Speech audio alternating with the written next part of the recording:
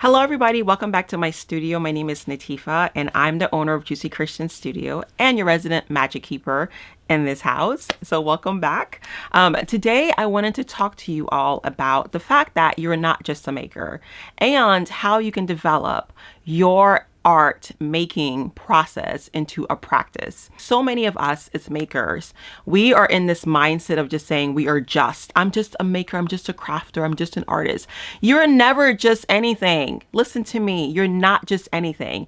You are an artist, you are a maker. Own that, right? But I think if you start turning this into an actual practice, you're going to feel much better about it. You're going to give honor to it, and it's going to come out in a way that is like you're proud of saying that. So I wanted to talk about that today. So let's dive in. Okay, so the first thing I think you need to do to turn your art making, your crafting, your making into a practice is to have self-awareness.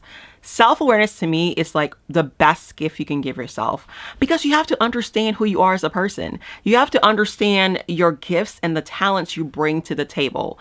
If you don't understand that, the opportunity for you to kind of look to the left, to the right, and kind of just not be focused on yourself and what you're doing, it's going to be high. You're going to be comparing yourself to everybody else. You're going to be feeling down because you're not like them. You're not like this person. And none of that stuff actually matters. None of it matters when it comes to making because all that matters is your process. Now you can learn about other things, but honestly, all that truly matters is your process. And so when you start understanding your gifts, when you start understanding your talents, that process is easier to own who you are as a person, right? You don't have to worry about what, this person, that person's doing.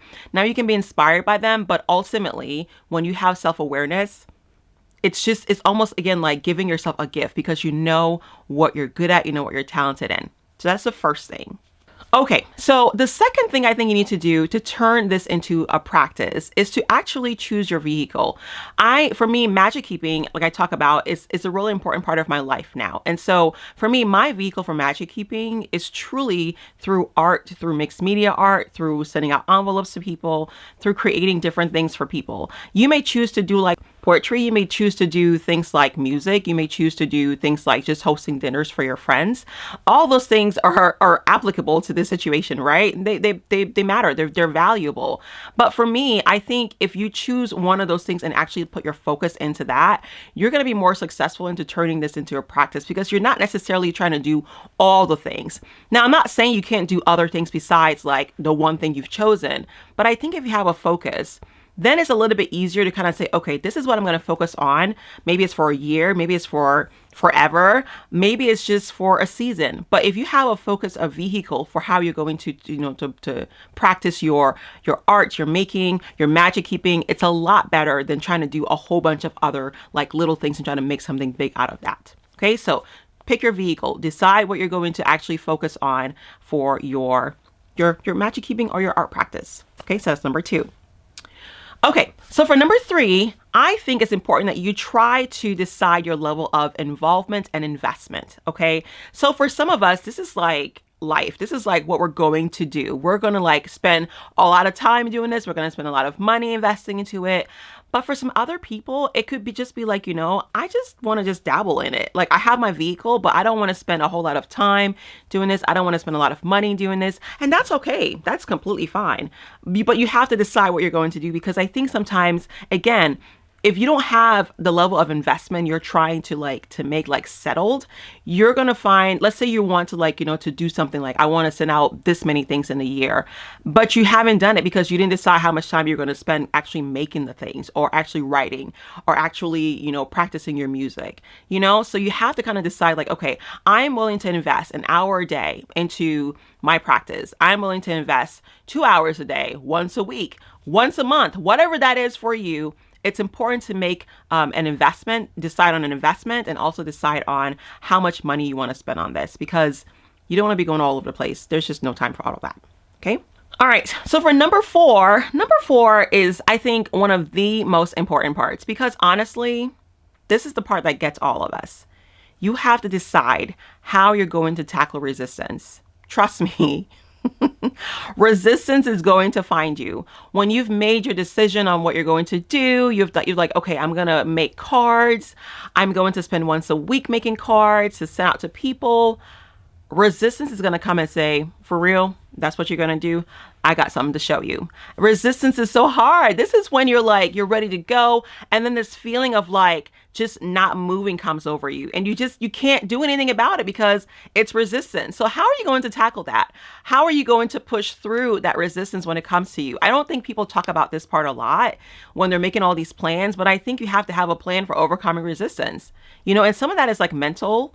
And some of that is actually sitting down and making a plan of saying, okay, no, I'm going to force myself to do this because I want to do this. This is valuable to me. And so when you make a plan for overcoming and tackling resistance, you're more likely to be successful in your endeavors. So honestly, maybe it's the first thing we should do, right? But you have to make a plan of how you're going to tackle resistance because resistance is real and we don't talk about it enough and we really need to. So how are you going to overcome resistance? One of the things that I do to overcome resistance is that I literally, I force myself to do things. Like I've gotten into the habit of saying, I want to make something this many times a week. And I actually force myself to do it. If I don't want to do it, I am going to do it. Like I get up and go and do it. Like it's a part of my life. I don't necessarily watch television anymore. I don't watch a whole lot of other things. I listen to books maybe, but for me, part of that is eliminating all of the other distractions that I have or incorporating those distractions into my making. So for example, like if I wanted to watch a movie or something, I could watch a movie while I was making. It's not just like I don't stop and watch a movie by itself. I watch the movie while I'm doing the making. So if you want to incorporate your making to other things you're doing that you can, that's one way of tackling your resistance. But at the end of the day, resistance is real and you really, really need to figure out how you're going to tackle it. Okay, so that's number 4. Okay, and number 5, the last one I think is to find yourself a community. Now, I think this is important to talk about because some of us are introverts. I'm an introvert. And for me, finding community can be really difficult because I love my quiet time. I love my alone time because I am never bored. I have things that I really want to do. And I just love like being in my head and thinking about stuff, ideas, all those different things. So finding a community can be really, really difficult. But I think it's really important that we do so because sometimes when you're in those, those little like ruts or you're facing resistance, those people in your community can really pull you through that. And I think it's important because it's like, you're almost kind of like in a movement with other people. You're together trying to accomplish something together. You know what I mean? So for me, finding a community online, finding a community in your actual community, or just finding some people you want to hang out with that are like vibing with you. I think that's super important because again, those people are going to pull you through things that you don't even realize you're going to face yet. So finding a community is super duper important. And I think that is one of the things you can do to really, really help you solidify your art practice. They will hold you accountable if you need to be held accountable, if you ask them to. Like that's just point blank, period. They will do that for you. So find a community. Okay. So again, the 5 things is number 1, you want to get some self-awareness. Gift to yourself. Number 2 is you want to choose your vehicle for your practice. Number 3 is you want to decide your level of investment you're going to make. Okay. Number 4 is that you need to figure out how you're going to tackle resistance because it is real. It's real. And number 5 is to find yourself a community because again, those folks are going to be the people that really pull you through things, hold you accountable, and help you accomplish a lot of your goals. Okay. So to me, those are the ways you kind of turn your magic keeping or your art making into a practice. Okay. All right. So again, my name is Natifa. Thank you for watching this video. If you have any questions about anything, let me know. And until next time, live your life in courage and make somebody's day. I'll see you soon. Bye.